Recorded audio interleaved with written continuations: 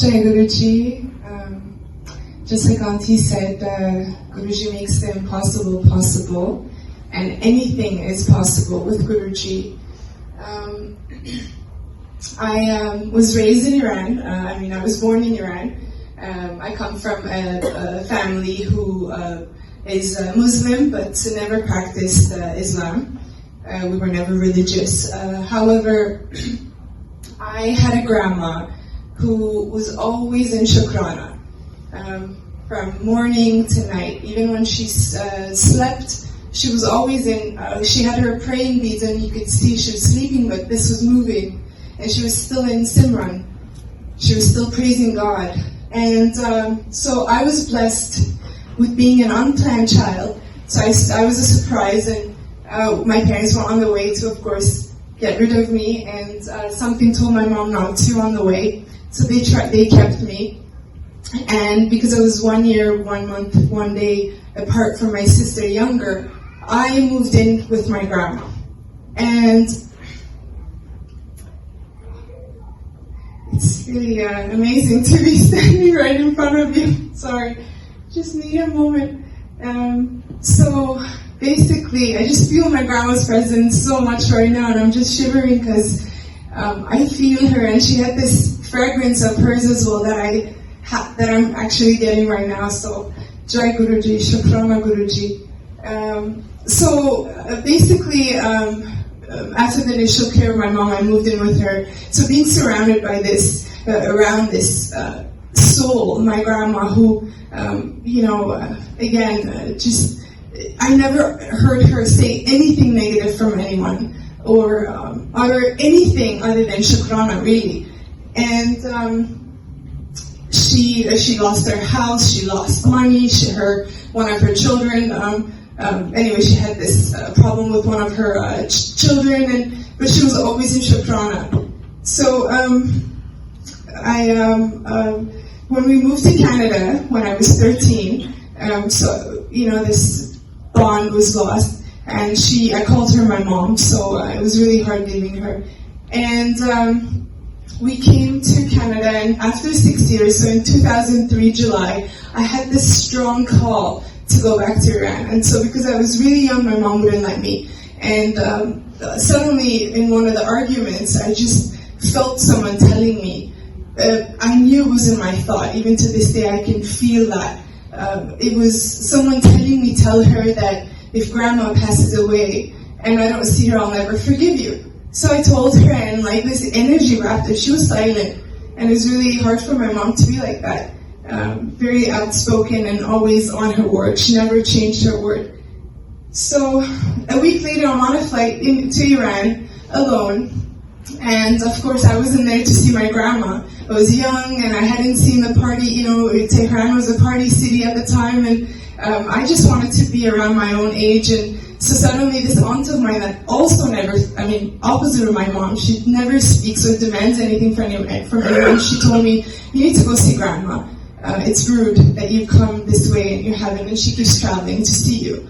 And so I went to her home, and about 4 a.m, I woke up, and what I saw was Guruji, and of course at the time I had no idea what Guruji was, but I saw a bald-headed man standing. So my grandma had these closets that were all dark brown. They were really long, huge. And Guruji was standing behind one of them with 2 of his hands going looking at me like that.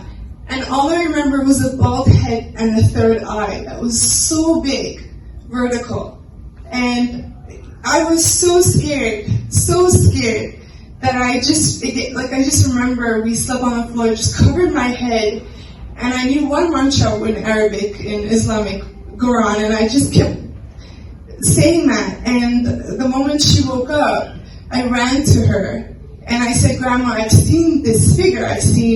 What is this? I've seen such a figure. And she said, don't worry, he's here. He's around me all the time. Don't even worry about it. So of course, when my grandma, who was like a mother, told me that, I was like, okay. And, she said, it's a ghost. Don't worry. You've seen a ghost. So, time flew, came back to Canada, and 3 months later my grandma passed away. So, even though I didn't know Guruji, even though I wasn't from the culture, or I had no idea anything of that sort, about spirituality, Guruji was there, and he's the reason I got to see my mom, my grandma, for the last time. So years went by, and from 2012, of course I had depression and anxiety throughout my childhood. I mean, coming to Canada, you know, the whole immigration, I'm sure, is very tough for all. And the whole life, everything changed. And so it just hit really in 2012. And it started with my blood, my platelets dropped all of a sudden. And they couldn't figure it out at the hospitals. So they gave me pills, would come up, normal count for everyone is 110 to 400,000, mine was at 8,000. So they, of course, I was strict, no going out, no doing nothing. I had bruises all over my body, and I thought it was only temporary, it's going to get fixed with pills. Nothing was working. It was so bad, it was really bad. I was bedridden. So it happened in 3 episodes. The first was 12 months. It wasn't as severe. And then I got healed by a drug called rituximab. And then it hit again in 2016-15, which a lot of mystical, a lot of divine things happened. I would see dreams, a lot of dreams that I had, they became a reality later. And then that was the time that I saw a white light. This is very significant with my connection with Guruji, because the light, it was about 5, 6 in the morning that I'd seen it, and he came from outside the window, and he came in. It was really big, and it came in, it got smaller, and it went inside my stomach. And the next day I was healed, the next morning. And I couldn't share that with anyone because I was in and out. When I say in and out, I was inside mental institutions, living in the mental ward, because I was under watch so much, because I tried to, of course, leave this body so much. I lost all my hair during the second episode. I was bedridden for 11 months that time. Life was going on. I was a manager at a banking institution. Lost my position. Everything. I lost my house, my car, everything. Nothing. I was in debt. It's a very sad, but shukrana to Guruji. He squeezes you like a lemon, and it's all worth it. Then that was my experience. I didn't share that. I thought it really, that incident Guruji made me even more cuckoo, because I was like, oh my God, I'm going crazy. I'm seeing white light. This is crazy. So the third episode, when it hit, I had already made up my mind to not suffer no more. And I think the biggest thing for me was that I lost hope. Not only, of course, the doctors couldn't help me. I tried to go to churches, mosques, Sufi homes, temples, anywhere that anyone can think of, I went. I seeked. I wanted to live. And I knew it was something, because ever since I was a child, I knew I was disconnected from something, but I couldn't put my finger on it. And I tried to, of course, like many people, make the outside, get more, make more money, buy the car, buy the house, get the boyfriend or husband, wife, whatever. Nothing worked. I was so empty inside. And the more I got, the less, of course, the less I felt connected to this universe. So the third episode, I was like, no way, not living. But of course, Guruji's plan, never our planning. I continued living like that till June. And I remember in June, I actually started taking steps to do what I wanted to do. And I don't want to go into details, but Guruji knows, one day I just got up from my bed. And the expression that the tears have dried up, I've heard of it in movies and dreams. Never thought it actually existed. It happened. I couldn't cry. There was nothing inside. And I didn't like that.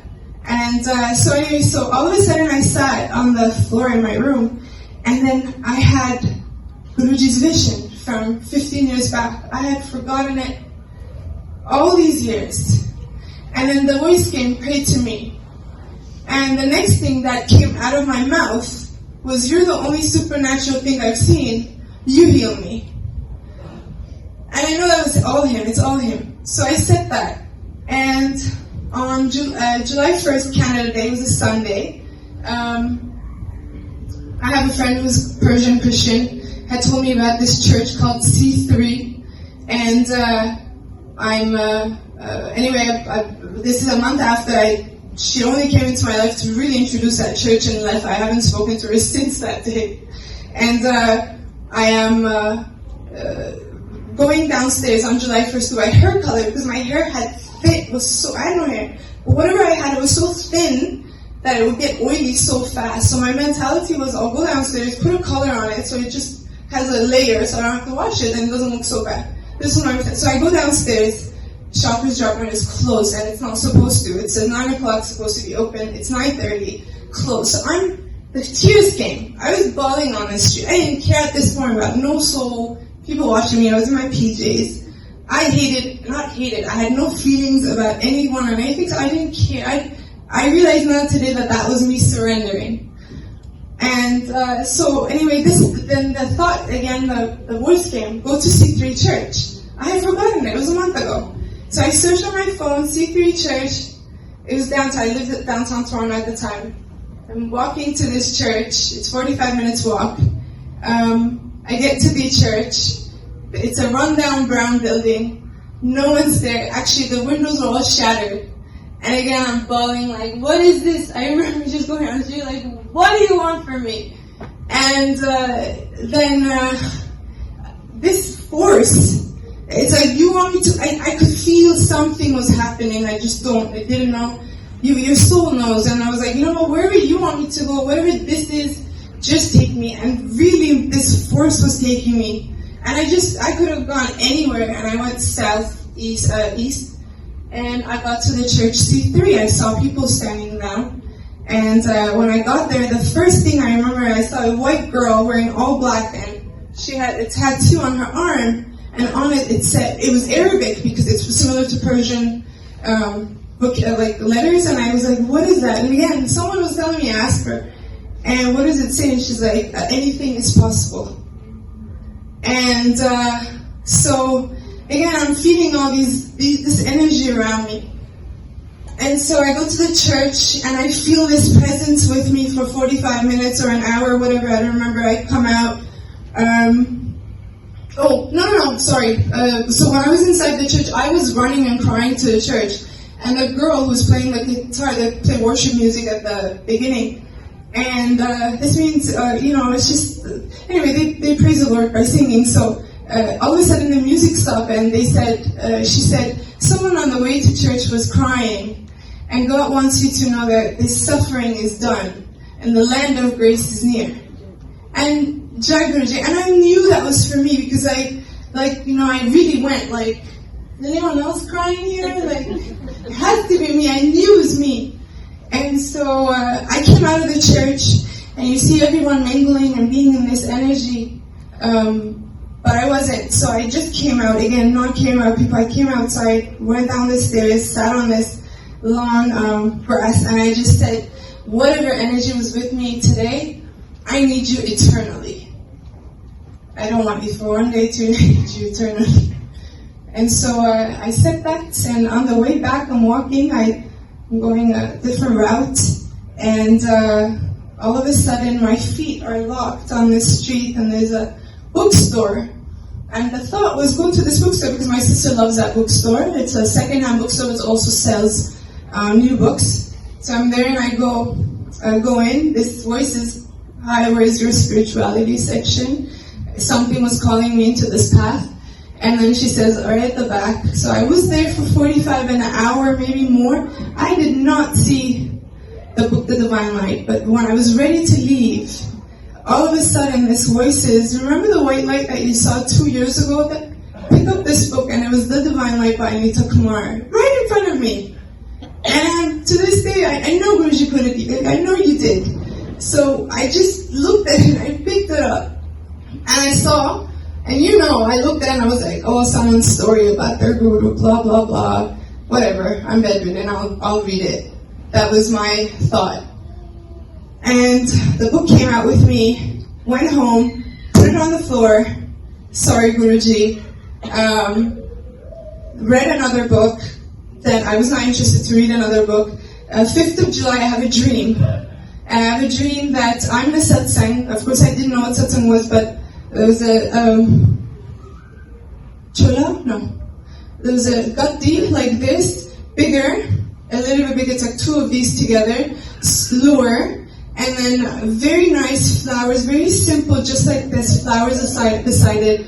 And we were sitting in rows of 3 like that, very organized, and I was sitting right in the middle, facing the gatti and other people, because I looked at it, I was like, wow, so organized. And I even touched the mat that I had. It was really nice and white.